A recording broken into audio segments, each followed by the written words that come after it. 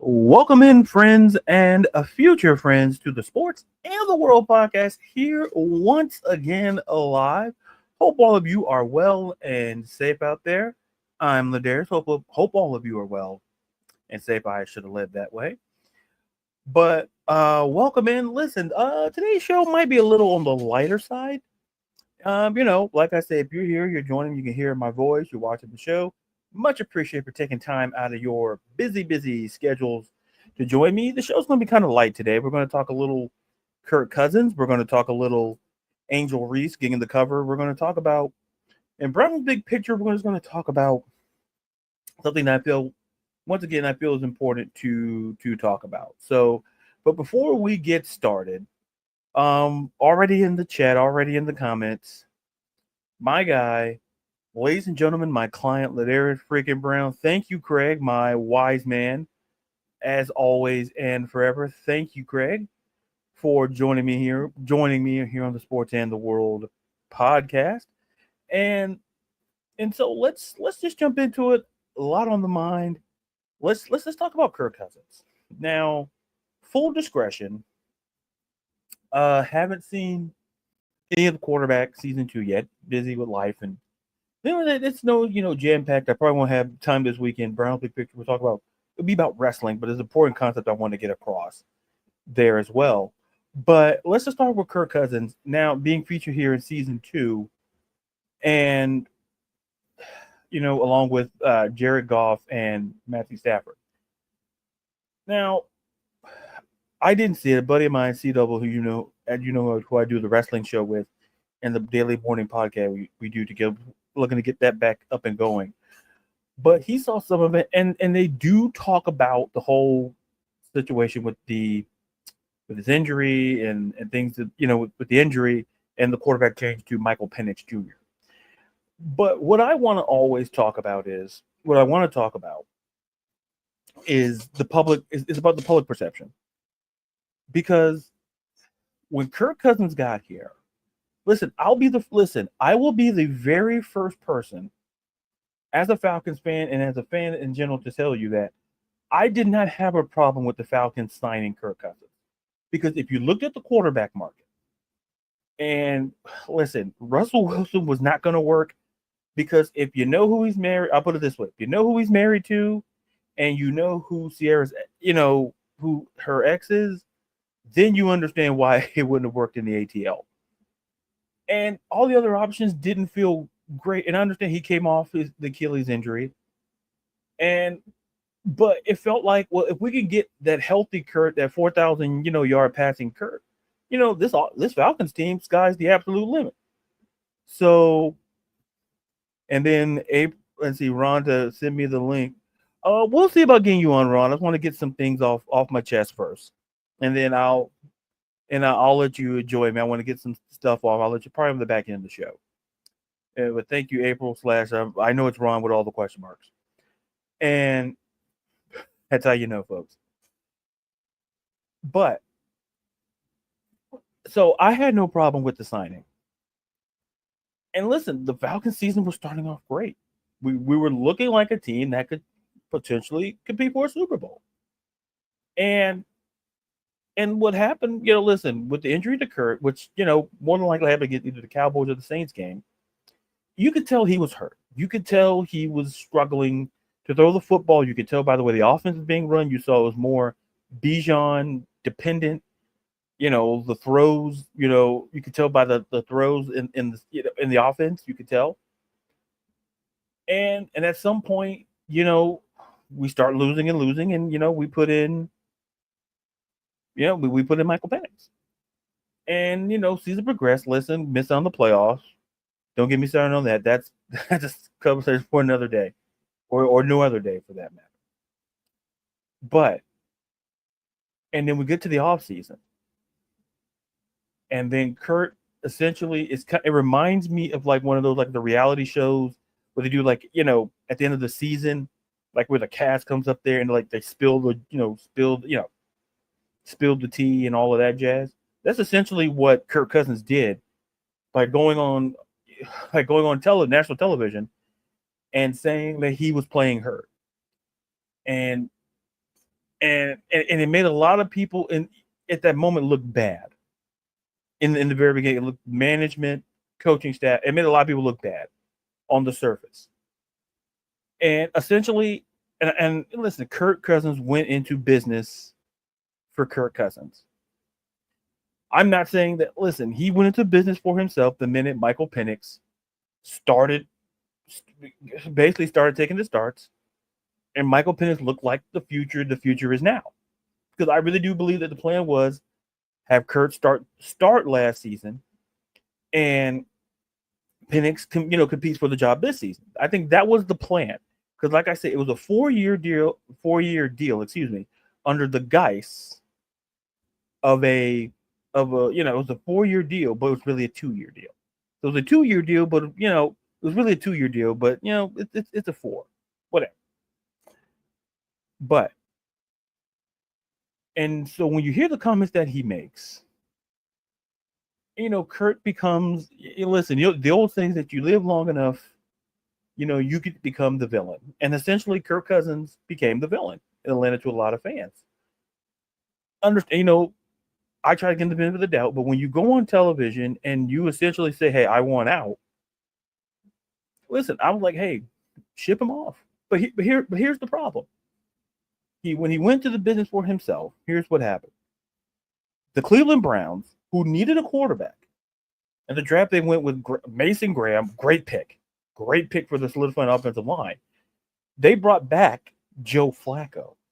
Okay, they brought him back. Okay, they brought back Joe Flacco. And you're like, okay, well, and then Pittsburgh pursued Aaron Rodgers. Remember, they pursued Aaron Rodgers. And that let me know that the quarterback market was done for Kirk. Because the question is, what did the Falcons want, and what were teams willing to give up? Now, I don't know what side didn't, whether the Falcons didn't like what was being offered, or if the Falcons didn't like what was being offered, or that teams weren't willing to offer what the Falcons wanted, which are two different concepts. And the fact of the matter is, even with him still being on the team, the Falcons are in prime position to kind of win this division, because the offense, to me, has the potential. Another thing, as a fan, has the potential to be a top 5 offense in the National Football League. Defensively, with the upgrade, getting Jalen Walker and then trading back in to get James Pierce Jr., showed we were serious about having a pass rush. We were serious about getting to the quarterback, because we just simply couldn't get to the quarterback. Only if you could show Dr. Pepper on here, but it's Dr. Pepper. You saw my tweet. Yeah, you get it. But my whole thing is this. Is that I think one of the things that is important to bring to the conversation and to have that sort of conversation about is the fact of the matter is, to me, Kirk Cousins, listen, I don't think he's a terrible, to be clear, I don't think he's a terrible person. I think his actions are terrible, because you can love the person and hate the behavior. And I say that all the time. I say it all the time. You can love the person, but you can just hate the behavior. And I think that's what we're kind of getting. And that's the vibe you kind of get in that regard. So,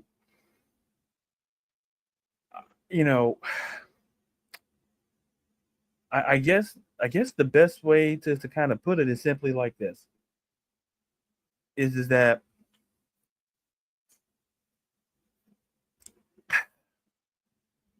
how do you move? Like, the biggest question is, well, how do you move forward? And to me, the Falcons organization is going to be fine. I do believe that. But with this whole Kirk Cousins situation, and hope we'll have somebody on to come on to talk for a little bit, and then Jamie, I think that's my buddy Jamie, one of my besties, and Jamie just says like this: I think he should hit up Coles for a contract and call it good. Yeah, listen, that makes more sense to me. Listen, I think Kurt in his mind. Here's what happens. You have this idea, like the minute, like what? Here's let me backtrack it a little. He said he was blindsided by the whole Michael Penix being drafted, and once again, it feels like I'm defending.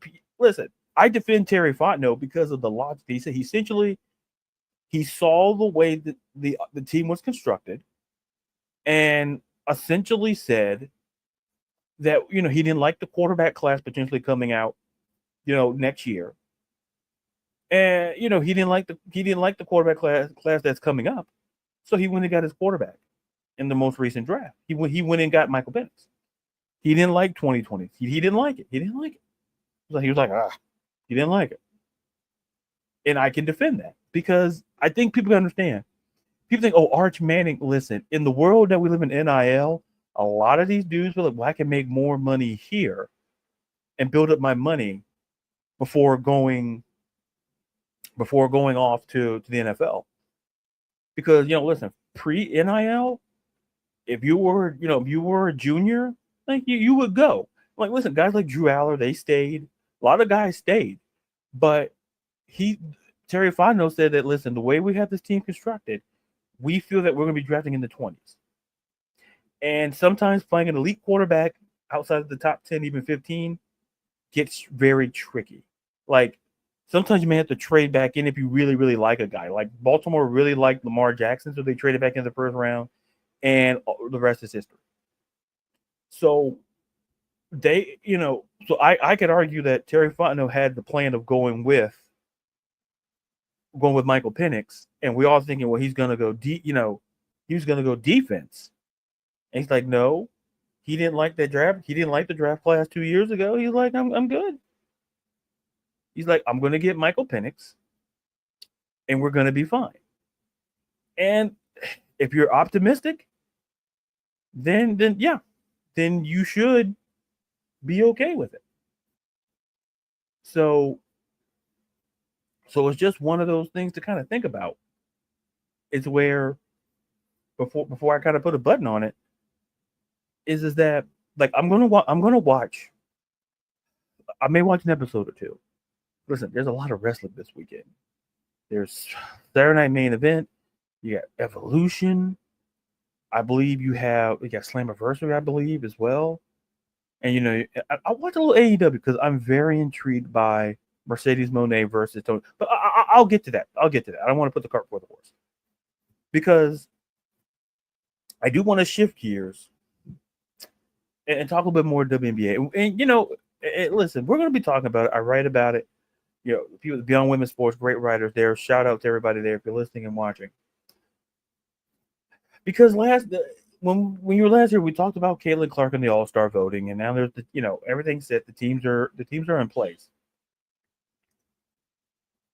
So now Angel Reese gets on the cover of 2K26, and she's a cover athlete. And then what really agitated me, and as someone who writes about sports, the headline makes a huge difference in engaging people. Like, the content you write within an article is very important, but the title is what kind of low key kind of brings the people in. And essentially, I did not like the title. And specifically, it was a piece by TMZ. And with TMZ, you know what? I'll do you one better. I'm going to read you the headline. If you haven't, saw the headline, I'll read you the headline. And it's Angel Reese named NBA 2K26 cover athlete for WNBA edition, not Caitlin Clark. Let me read that to you one more time. Angel Reese named NBA 2K26 cover athlete for WNBA edition, not Caitlin Clark. Like, just breathe that in. Take it in.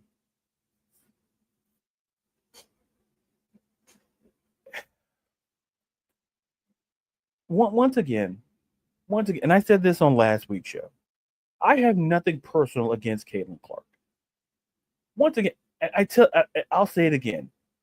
The fans, if you fans of a particular player, if you go, it's like, listen, it's like if you're a fan, like if you don't like Taylor Swift, the Swift is going to be right on you. You go after the Beyonce, the Beehive's going to come after you. Like, if when you have a solid fan base, they will come after you. Like they're gonna come after you, and I think people have to understand that they're going to come after you. How you handle it on the back end is, it's how you handle it. And people were upset that Caitlin Clark was not the cover athlete. Here's the thing. There's plenty more years of Caitlin Clark to be on the cover of a 2K basketball on the 2K franchise. But it feels like you have to defend it. It's like you have to defend the whole Caitlin Clark situation. You have to defend it to the certain extent. And I'm simply like this. The fact of the matter is, the arguments that I hear, better yet, I'll do it like this. The arguments that I hear against it is hilarious. Like, Caitlin Clark does offensive rebound. I'm going to get to that.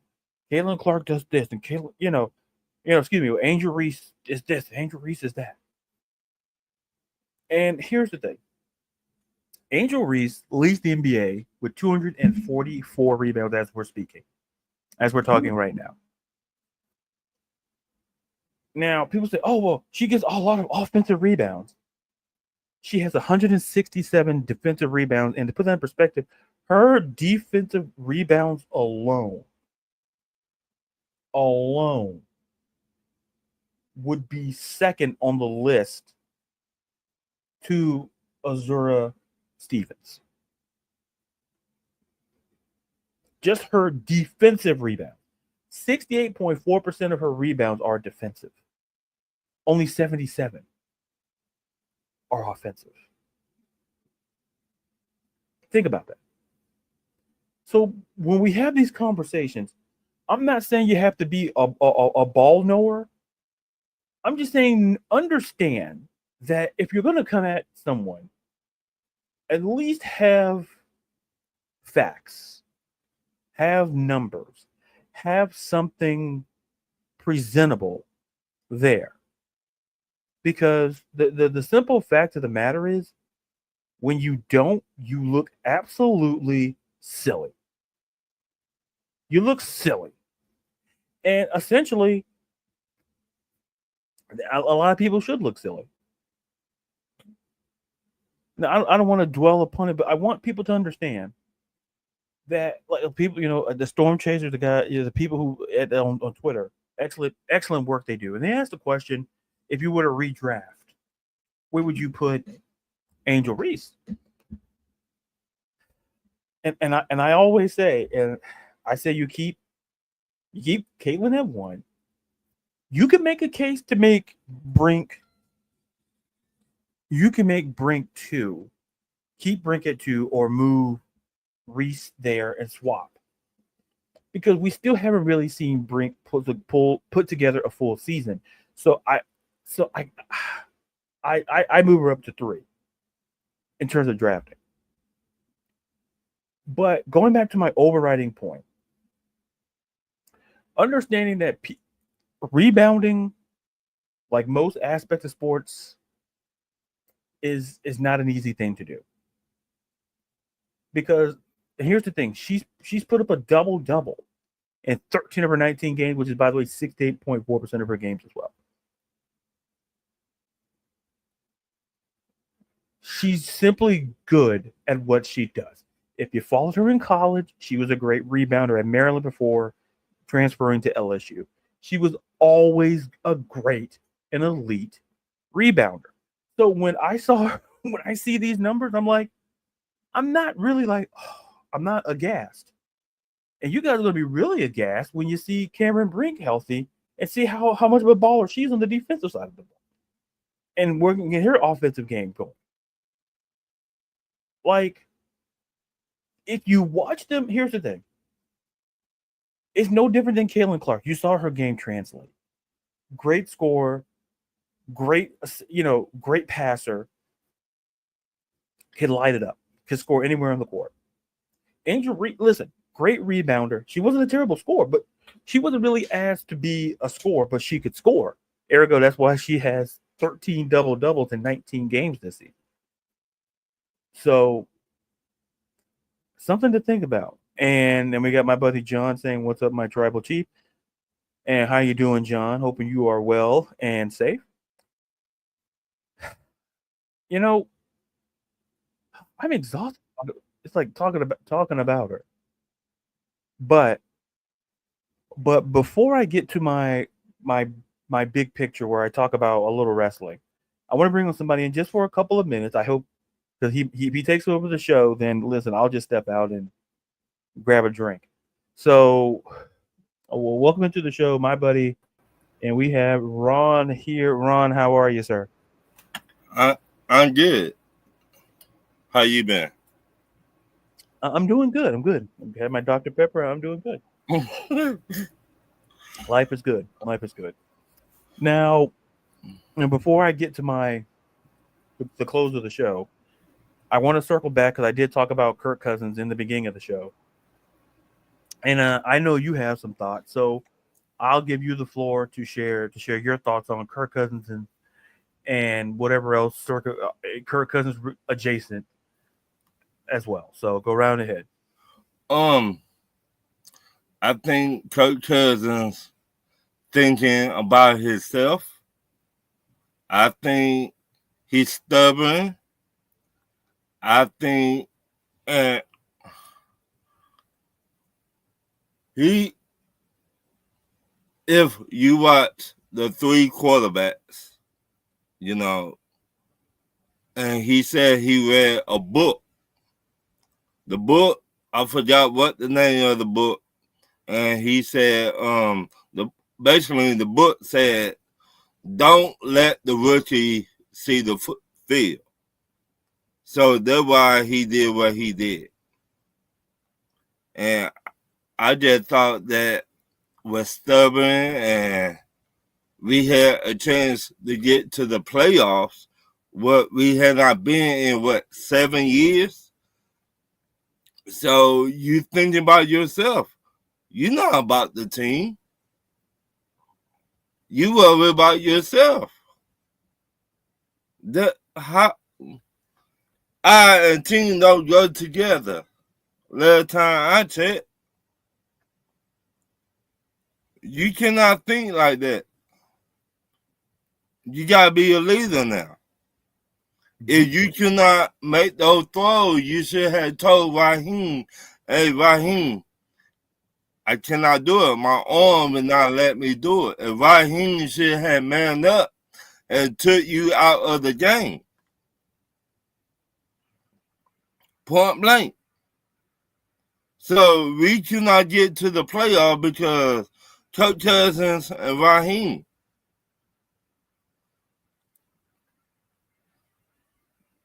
Here's the thing, and this is the point I made earlier. I don't know if you were listening earlier, but I made the point that I understand why Kurt wanted to be, but at some point, I kind of felt like with Kurt, this circled back to when Michael Penix was drafted, and I understand how he felt, but in the same vein, you're a professional. And listen, I defended Terry Fontenot.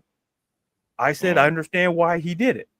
Because he saw the the quarterback draft class. That was it was like this draft class you see now. And he was like, I'm good. What? He was like, he was good. So the focus was going to be on defense. He got his quarterback in the previous draft. What? And then the fact of the matter is that my whole issue with Kirk Cousins was listen, there are certain ways you handle disagreements Right. with your employer, or better yet, even with your employer, in a relationship, whether you're married, friendship, whatever level, Right. there's a certain way to go about it for you to come out looking not super great. Right. You're not going through the car wash. You're not going to look clean out of this, Right. but you want to come out looking decent. Right. And the fact that he essentially went, as I said, he went into business on his own. Right. He basically said, "Oh, I was playing hurt, and and the team, he basically threw everybody that he could under the bus." Right. And I said, what's worse is that, listen, I like her, but listen, his behavior there, and then he basically said, "Hey, I'm healthy." He was basically saying he wanted out of the ATL. Right. And I said, think about this, because I said this earlier. I don't know if you were, I'm not repeating, but I said this earlier. Cleveland said, "We'll bring back Joe Flacco." Mm-hmm. Pittsburgh said, "You know what? We'll go get Aaron Rodgers." Mm-hmm. And I could argue a healthy Kirk Cousins, even at this point in the career, is like he's got to be better than Aaron Rodgers. Or or if you do the even situation, like, or somewhat even. Right. And like with Joe Flacco, but here's the reality. Teams were, like I said, I don't know what the Falcons were asking for, and more importantly, were teams willing to give up what the Falcons wanted? Right. Because that's still money, and I'm sure Atlanta would have to eat the money either way. Right. So that's my thing. We got John Brooks in here saying, "Ron, what up, Deuce? We them ones." I mean, you got me. You got me. I guess when you put stuff on the screen, I got to read it. So there you go. Thank you, John. Thank you, John, for that. And my buddy Jamie jumps in and said, "I love Kurt Laders. You know how much I do, but I agree with your point, gentlemen making." Yeah, like the fact of the matter is, Ron, is that to me, if you're Atlanta, you can hold on to Kurt, because listen, quarterbacks get hurt. I hate to say it, but quarterbacks get hurt a lot. Right. And you got arguably maybe the one of the more experienced backups in the league in Kirk Cousins. That's an asset. Right. So someone gets hurt, someone makes a phone call. If you believe you're a quarterback away, hey, what do you want for Kurt? Right. So people thought like, oh, well, him not getting traded, like, yeah, it looked bad in the offseason, but I tell people this. It's the same thing I said about Kyle Pitts. It's like Kyle Pitts is not going to get moved unless someone gets hurt, or if a team feels that he's the right piece. Right. Like there's the 5th-year option, so you don't have, you don't really have to do anything. And that's for Kurt. Right. They can just hold on to Kurt and be like, you know what? We'll eat up a percentage. Right. And like, if there's a team that wants him, hey, have at him. I could see one team right now that would like to get Kirk Cousins. And me, you, and shout out to see the we've been talking about this the whole offseason. How about the Colts? And because Anthony Richardson, what I read the other day, he's still hurt. And you got Daniels from the Giants over there. You don't know what he would bring to the table. And I mean, I just saying, that's what I've been reading. Now, I don't know how true it is, but I don't want nobody to get injured on purpose, so we can be like, you know what, here you go, Kirk Cousins. No. At this point, and me, you, and C. Doug always say, it always be a quarterback that go down. In training camp, in preseason, it always been. Ever since I've been watching the NFL. So, there might be the time for that to call, be like, hey, what y'all want for Kirk Cousins? And And what got me heated when Coach Cousins said, "Oh, I could have stayed in Minnesota." Okay, Coach, you could have stayed in Minnesota, but last time I checked, they drafted what's his name, JJ, right, from Michigan, right? So you will be going through the same thing. Yeah, but they drafted JJ McCarthy. Yeah, he'd have been Right, the same. He kind of been in the same position, more right. or less. So put your poison. You said you love it in Minnesota. Did you love it? Will you have gave them a discount? That's what I want to know. That every year they were signing you to a 1-year deal. There was not no discount to me. It definitely wasn't. And the thing was, I don't think Minnesota really wanted him back because of the injury. Right. And, So they had a plan. They're like, okay, we'll get a veteran guy. So they get Sam Darnold.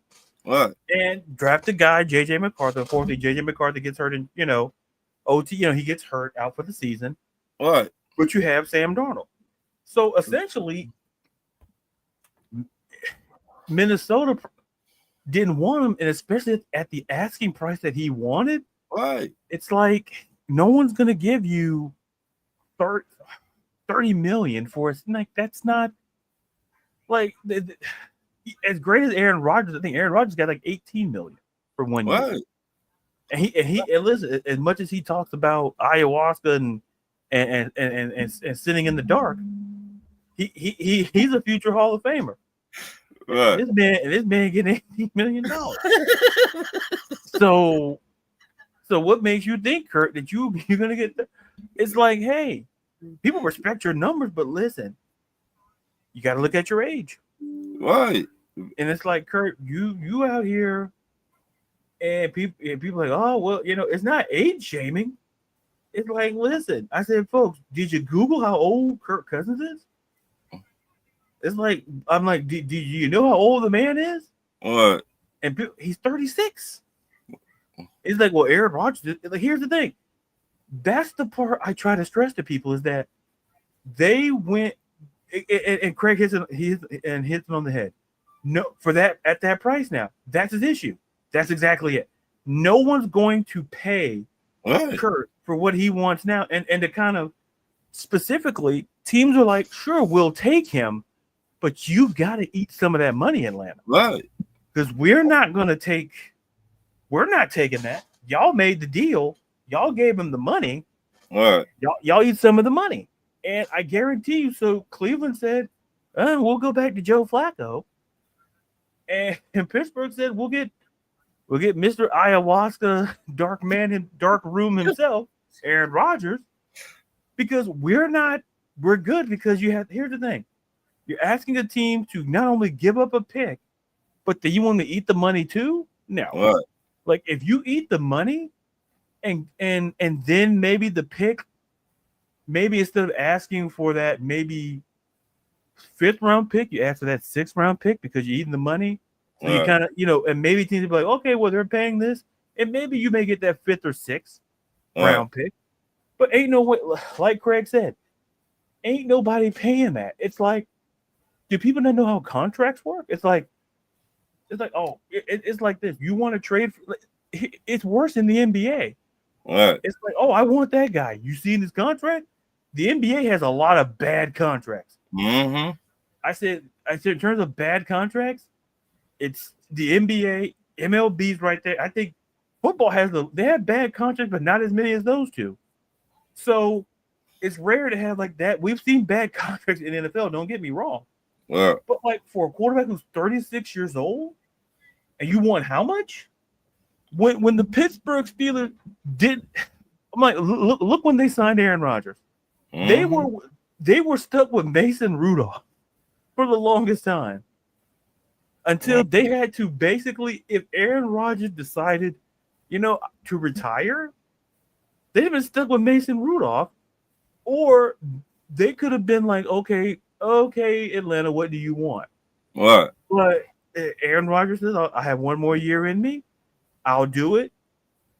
But To me, it's just a tricky situation because at the end of the day, what Kurt did was, like I said, he went into business for himself, and what now, right now as we speak, he said, oh, he wants to go to a team and be a starter.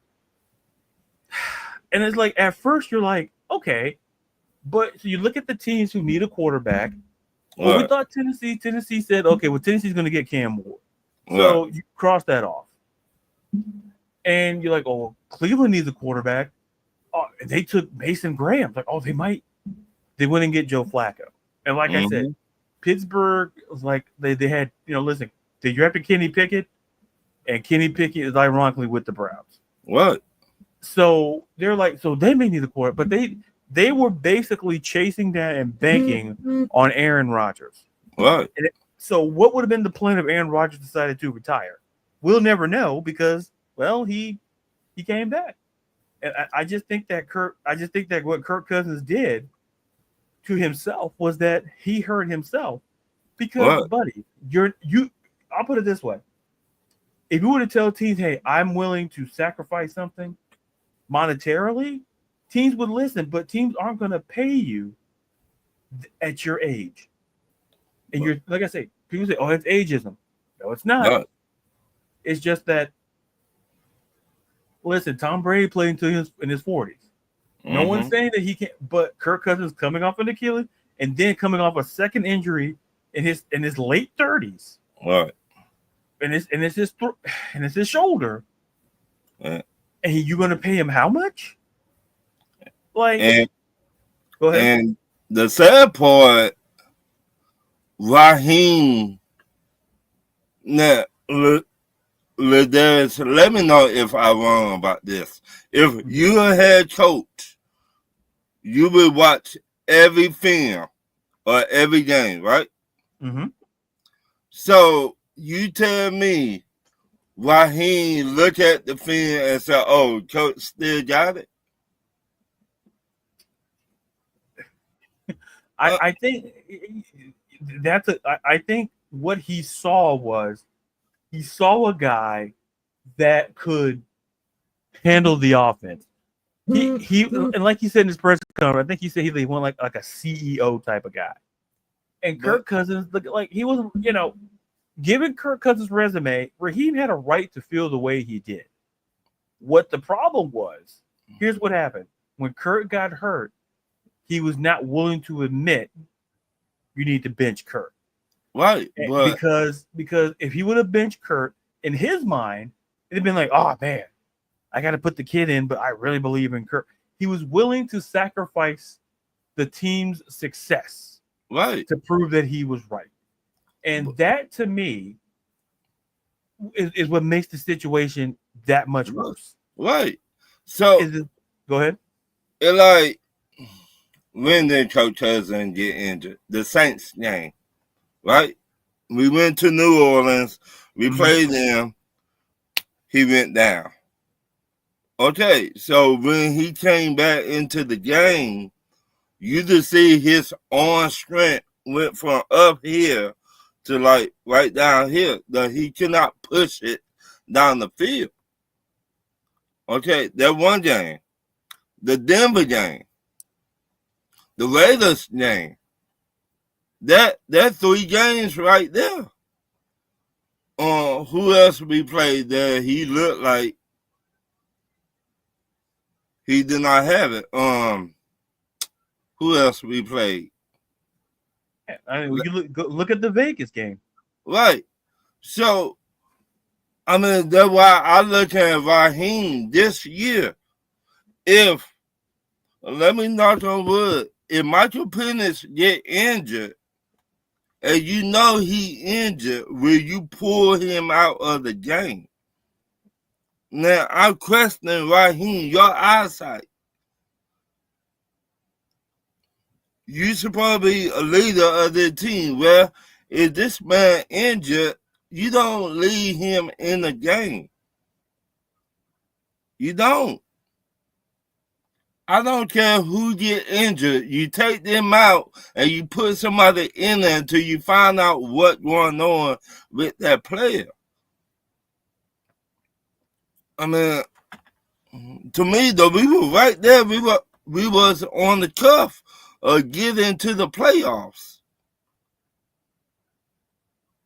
But Raheem afraid to pull his best friend, Kirk Cousins, out of the game. And what happened? We missed the playoffs. The defense gave up.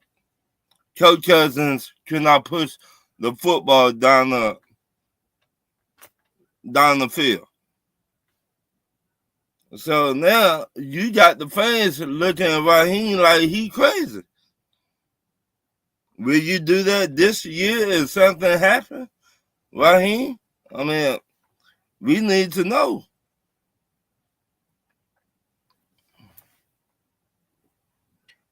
Listen, that's a speaking of Raheem, John jumps in here again.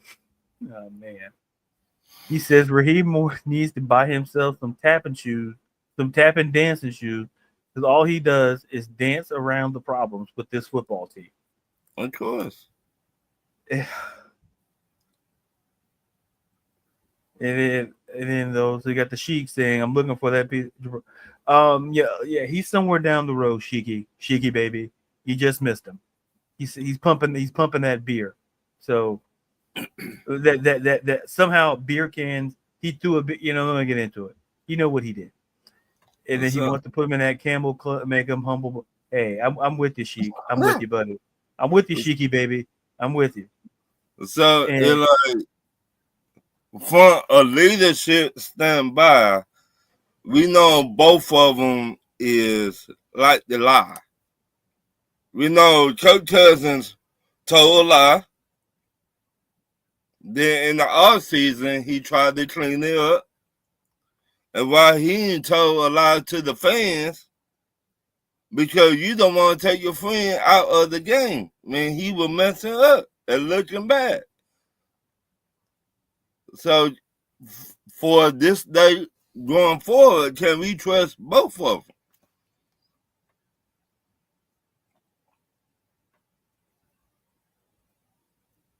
That's a good question, and I think what makes that a great question before we put a button on it is that moving forward, the question becomes: do we trust? Because Raheem in making that decision, because now it's the optimistic side and looking about, okay, a full season with Penix, and hopefully, listen, when you win, we can kind of forget about the whole Kirk Cousins thing.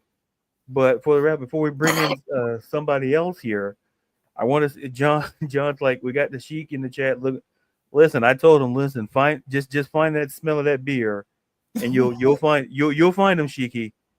You'll find him, Sheiky, baby. Listen, we all want that Camel Clutch just one more time.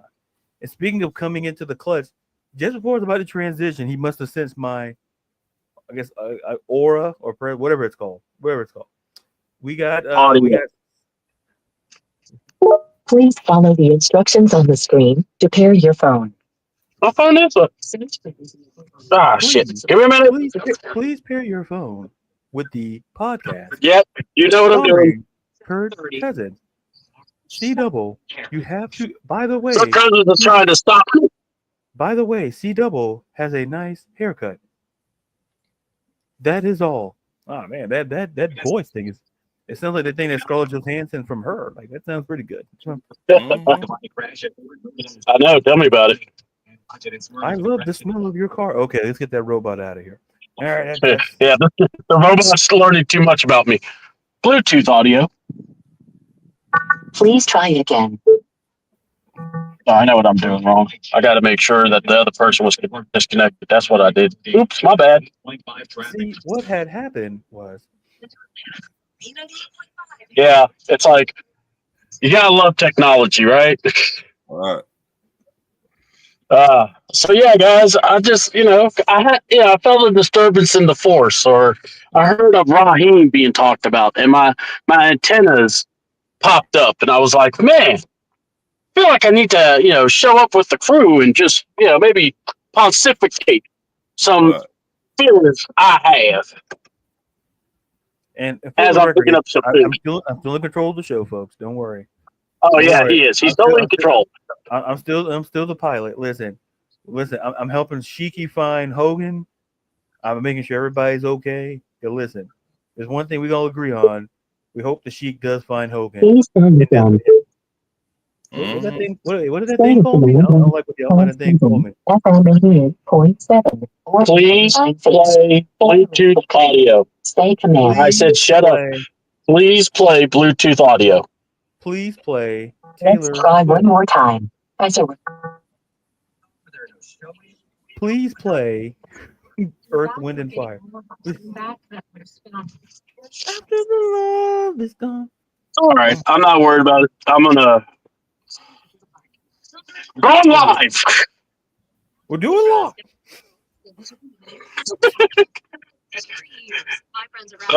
It's like, come on.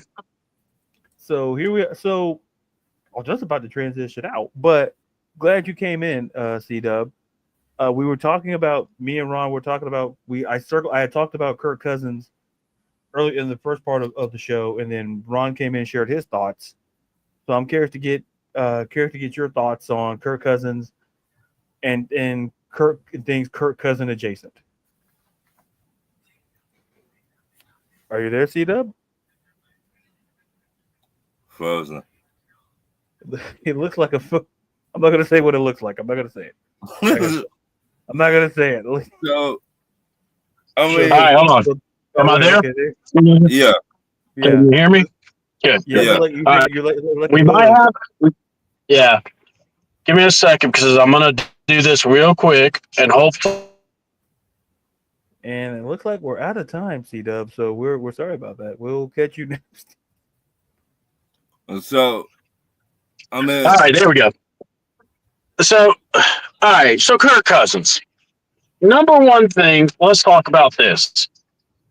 This man is Mr. Ultimate Whitey. Okay, the try-hard white boy. Hey guys. Hey, that's a really snazzy haircut you got at Great Clips. Bitch, I didn't go to Great Clips. Oh, sorry. I shouldn't have cussed. My bad. But anyway, put that one in the swear jar. But no, seriously. I mean, homeboy was looking at his kid in the backyard going, that's a Great Clips haircut. And I'm like, nobody does that. All right, so get past that. I mean, the football thing, it's like this. When you're playing football and you're doing everything you can to be on the field, I'm not even going to get mad about that. That's what you should do. The problem I have, and I know me and Ron talked about a lot, is when your team is not playing well and you have to evaluate everybody, guys, if the quarterback is sucking and you have a backup quarterback, you should play the backup, right? right. I mean, 6 weeks. Look, I'm not even going to ask what TJ Yates does because apparently the man doesn't know anything. If you've watched quarterback series, tell me when TJ Yates gives any insightful advice, because this man, all I've seen him do is spit and say, I don't know. That's it. That's the depthness of our QB coach. The man has no clue on what's going on the offense. I mean, he even had his head down during the game. I mean, I'm like, dude, what are you doing? Playing dream dice? I mean, I got a game to tell you about. But, I mean, come on. Or checking his stats. I don't know. But, yeah, the whole Kirk Cousins thing, it's like this. We overpaid for the guy. And then when you go from that, you overpay somebody. Now let's look at this point that I think a lot of people don't want to talk about. Who wanted Kirk? Who was all about Kirk besides Flash? And we don't talk about him. We're talking about a guy, boom, bop. But anyway, Never doing that. Jesus Christ. I mean, look. Oh, bring on people you know. They say. You know, look. Share your Look. share your ideas with the show. They said. It's not me, Hey, man. you do realize we're about to be doing a whole lot of shows together. We're going to be doing a lot of content like this. Listen. After this, I don't know. I got to re-talk to my agent, renegotiate. Well, let's just hope your agent doesn't go, damn it, CW misled us. Let's have him. What? I think that's his opening statement right there.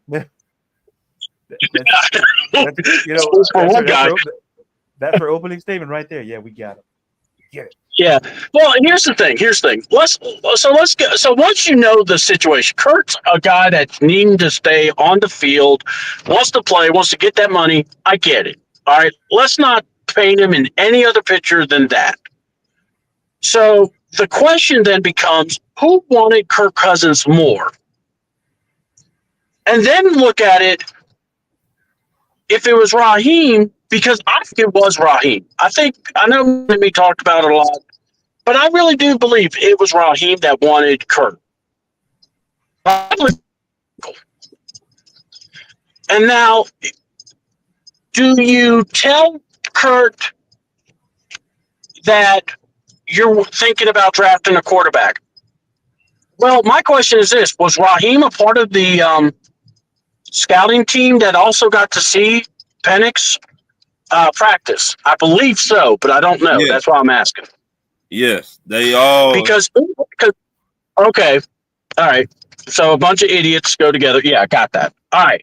So that just tells me, should you been more clairvoyant?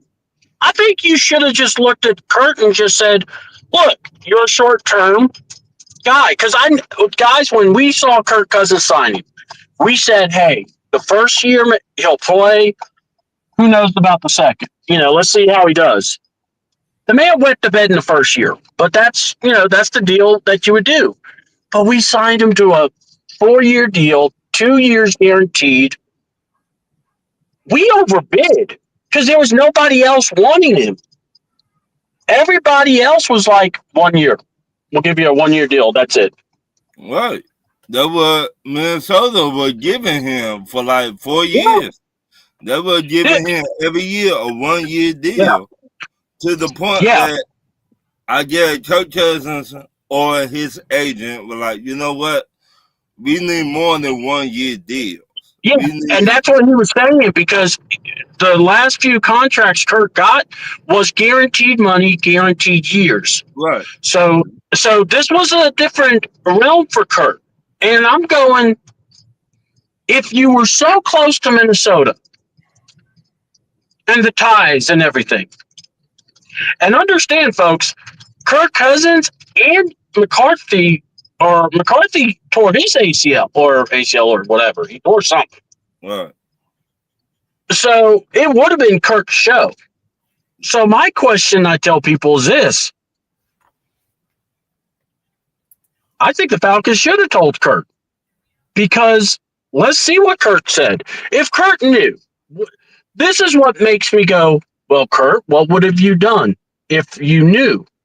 Would you still taken the money, or would you taken a chance to go to Minnesota, still play you, and know that, hey, yeah, I got a 1-year deal, but look, it's Minnesota. We love it here, and he's going to make the best out of it.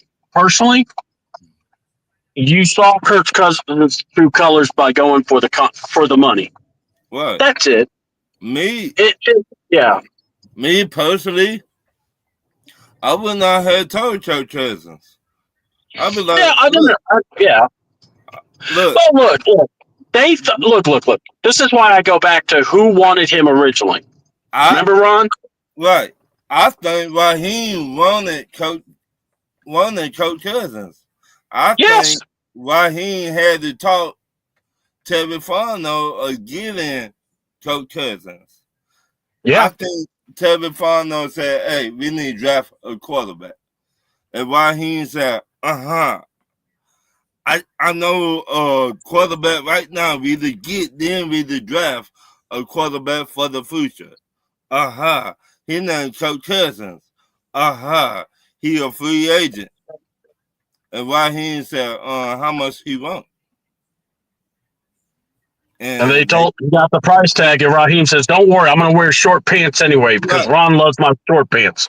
I don't wear skinny jeans, and I mean, I just think.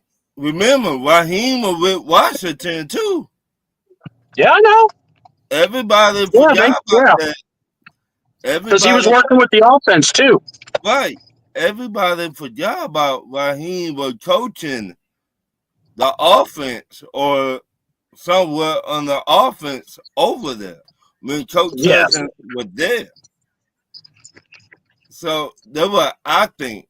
I could be wrong. I could be right. I don't know. I just think Raheem wanted Coach Cousins to come here. In my opinion. I'm with you about wanting Kurt, but or what he was saying, because my thing, here's what I've always been saying, and it's really as blunt as I can get it. What the Falcons did is what I've always said in a lot of our shows. Don't do nothing to embarrass us. Mm-hmm. And these Falcons do it over and over and over. And, I mean, Kirk Cousins comes out here and then tells him he was misled. Dude, you were a short-term quarterback. If you signed with Minnesota and they told you they were, or they didn't tell you they were going to go after a quarterback, I could understand being misled there because you have some, equity. You have nothing with the Falcons. You signed a free agent deal. Now, should they have told? I think they should have. And the only reason I say they should have was simply because I want to see where Kurt would have went. Would he have went with Minnesota? I feel like he would have, because here's the deal. Did you hear him in that first episode of Netflix? That man was missing Justin Jefferson and Jordan Addison like an R&B singer singing about women. That boy was like ready to start singing in another octave. He was like, I miss you.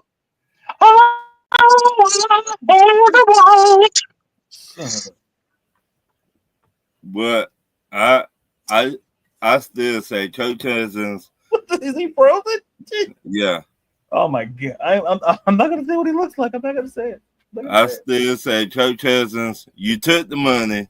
You signed the dotted line. Nobody told you had to take it. So you took it. So be happy.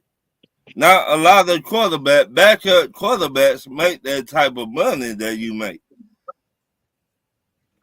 So be happy you got a job. You might be the backup. Be happy about it. Now show the rookie Michael Penix how to be a real quarterback in the NFL. Well, I can't say that. There's another lie. I love how Ron just said, "Man, I can't say that. I'd be lying if I was really meaning that." but Kirk Cousins, you're here now. Stop your whining. And be the backup quarterback and show Michael Penix how to be a quarterback in the NFL. Yeah. But see, just hearing him talk about getting Wally pipped, hearing him talk about, look, he went into business for himself. Right. And what's crazy, think about it this way. We've had 2 quarterback series. 1, Marcus Mariota. 2, Kirk Cousins. I swear to God, if season 3 comes out, Michael Penix, please say no. Please, for the love of God and the love of Falcon fans. Because this Falcon organization gets embarrassed way too much. Right. And Raheem should be ashamed of himself. He really should. I can't understand. I want to give Harry a chance because I do like what decisions he made. But I'm like somebody said on the radio, and Ladarius, I think you'll appreciate this too. I don't trust you with the baby. That's how I feel with the Falcons. Rob, I don't trust you with the baby. This is a baby quarterback. I don't want this kid to be under your tutelage. I'm afraid you're gonna F this up. You know, it's like when you have that person that you know. No, I'm not bringing him to your house. You've got exposed carpet. You've got jagged glass on the floor. You've got matches and things a kid can get into, and you won't watch them. And then you got Raheem going, "Oh no, I can watch a kid." So that's where I have felt like my Falcon fandom is. It's I'm watching Kirk Cousins. I see Raheem, and I just go, dude, do you know what you're doing? I mean, seriously. So, because I just feel like this team, this team could go somewhere really good. We could make the playoffs, but I can't say that without really knowing what's going on. Bluetooth audio. I think that'll work. You there? Hello? Darius? Yeah, I'm here. I thought you were talking to Ron. Like Ron popped out, it looked like. Yeah. Well, I thought I was talking both to everybody, so. Yeah, because it was. But anyway, folks, I've been here the whole time, controlling the show, behind the scenes, in front of the scenes. So before, but in fact, it's kind of convenient that you're here. I know he's going to come back. It's convenient because I was going to wrap up the show and talk about some wrestling. Maybe not do predictions because I'll probably do a article about the WWE the Evolution to share my thoughts there. But I do want to talk about Saturday Night Main Event and talk about, I think it's All In, there's Slammiversary. There's a lot of jam-packed wrestling this weekend. So if you're a wrestling fan, this is one of those big weekends. Especially in Atlanta, you got WWE competing against essentially Beyonce. So listen, like I said earlier, it ties into what I said earlier about fandoms. The Beehive's going to show up in the ATL. So hopefully for that, and then we'll get C-Double here, just kind of share a few thoughts, and then we'll get out of here, let you guys move on with your day. Appreciate you taking your time out your day. And also, you can listen, subscribe to this episode, every episode of the Sports in the World podcast. We'll probably be doing these lives every Thursday. And then occasionally if I have a special guest on, we'll do that live, maybe on a different day. But for the most part, I like to do a show at least once a week moving forward in some form or capacity. We'll talk about the trivia stuff probably next week, or sometime I'll put on my social at Ladarius_Brown on Twitter and TikTok, and Ladarius_Brown on Instagram. I can't remember what my stuff was. And I have an article coming with Athletes Unlimited softball article coming out probably tomorrow, and then Evolution article work on as well, probably come out tomorrow as well. Well, CW dropped. So, well, folks, that's the Sports in the World podcast. What an outro, right? And until I enjoy your company, here again next time, friends and future friends, be real, be blessed, and be safe. For all of you from the Sports and the World podcast.